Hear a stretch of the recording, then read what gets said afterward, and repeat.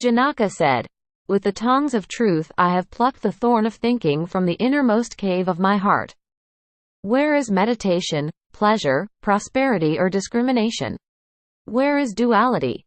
Where even is unity? I abide in the glory of self. Where is past and future, or even present? Where is space, or even eternity? I abide in the glory of self. Where is self? Where is not self? Where is good and evil, confusion and clarity? I abide in the glory of self. Where is sleeping, dreaming, waking, or even the fourth state? Where is fear? I abide in the glory of self. Where is close or far, in or out, gross or subtle?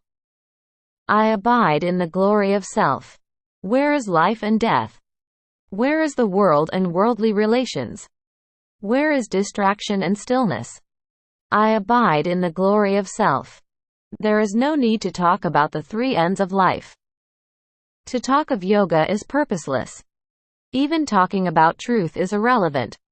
I rest in self alone.